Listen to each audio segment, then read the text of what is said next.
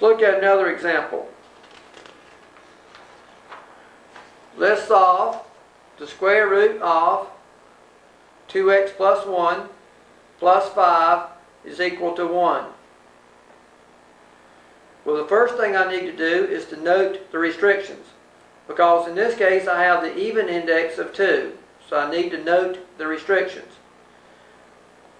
2x plus 1 would have to be positive, because you cannot have a negative expression with an even index. So 2x plus 1 must be positive, so I can say that 2x plus 1 must be greater than or equal to 0. If I subtract 1 from both sides, I get that 2x must be greater than or equal to negative 1. Divide by 2, I get x must be greater than or equal to a negative 1/2.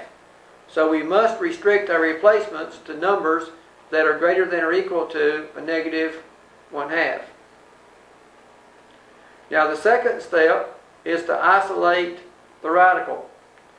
So the radical is the square root of 2x plus 1. To isolate it, I need to eliminate the positive 5 and move it to the other side. Well, what I need to use would be a negative 5, because a negative 5 will cancel a positive 5, so I'm adding a negative 5 to both sides. So I have the square root of 2x plus 1 plus 5 minus 5 is equal to 1 minus 5. I added a negative 5 to both sides, which leaves me with the square root of 2x plus 1 is equal to a negative 4. So that is isolating the radical. Now once I get the radical isolated, then I want to square both sides. Now the reason I'm squaring both sides is because I had the square root. So the square root of 2x plus 1 squared is equal to a negative 4 squared. The square simply gets rid of the square root, so I'm left with 2x plus 1. And a negative 4 squared is 16.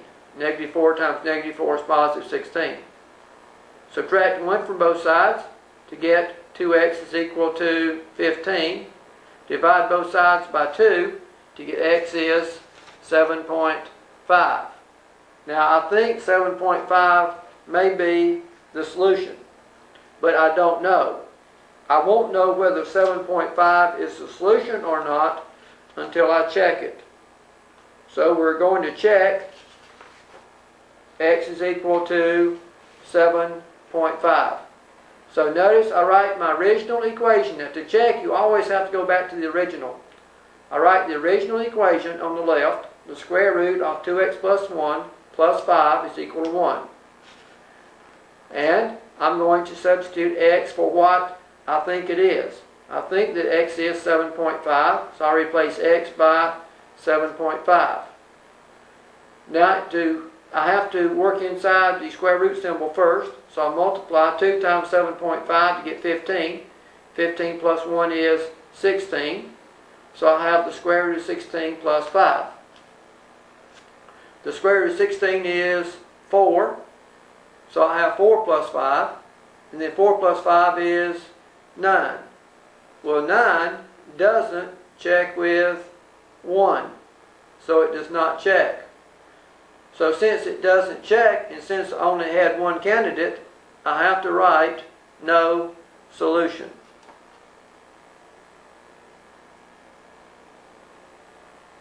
Let me emphasize once again that when you're solving radical equations in which the radical has an even index, you must check. The even index can cause problems. You must check to make sure that you are not writing down incorrect solutions. Now I told you once before why this can happen, and it goes back to the fact that a number has 2 square roots, or a positive number has 2 square roots. For example, the square root of 25 is 5. The square root of 25 is also negative 5. But when you're using the radical, you are referring to the positive root only. So when you're doing the radical symbol, you are referring to the positive root only. Now this can cause one to get extraneous roots. So therefore, you must check. If you forget to check, you could miss it. In fact, on our test, if you forget to check, I know you'll miss it because we're testing to see if you can remember to check.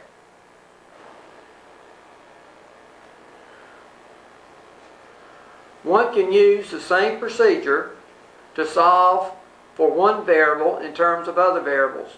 In other words, one can use the same procedure to solve for or to solve literal equations.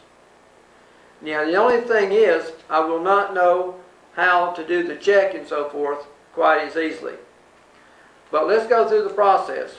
The first thing you want to do is to note the restrictions.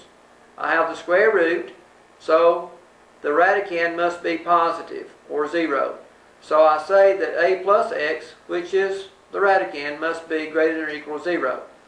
Add the opposite of a to both sides to get that x must be greater than or equal to the opposite of a. So you are restricted to values of x that are greater than or equal to the opposite of a. Now what we want to do is to simply isolate the radical just like before.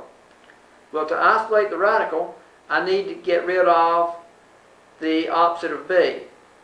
To get rid of the opposite of b, I need to add a positive b to both sides. So I added b to the left side, I added b to the right side.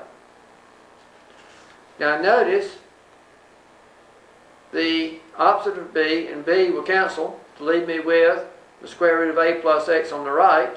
On the left, I'm left with 1 plus b. I cannot combine the terms because they're different. Now that the radical is isolated, I want to eliminate the radical. Well, since I have the square root, I'm going to square both sides. Square the left side, square the right side. Now when I square the left side, the square simply eliminates the square root, so I'm left with a plus x. And when I square the right side, 1 plus b quantity squared is 1 plus b squared. Now I could expand that, but I see no purpose in it, so I just leave it as 1 plus b quantity squared. Now I'm solving for x, so I need to get x by itself. To get x by itself, I need to subtract a from both sides to get x is equal to 1 plus b quantity squared minus a. Now for the literal equations, I will not require you to do the check. I will simply let you write down what you have as the solution, because whether it works or not will depend upon a and b, and you do not know a and b. Now it's time to give you some exercises. I'm going to give you a couple problems to do. Be sure to copy down these two problems and then stop the tape, work the problems, and restart the tape to check your solutions. If you know there's something that I have covered that you really do not understand, you might want to get someone to help you or listen to the tape again before you even attempt the exercises. The first one, the square root of 1 subtract x plus 7 is equal to 10. The second one, 2 minus the cube root of x plus 1 is equal to 5.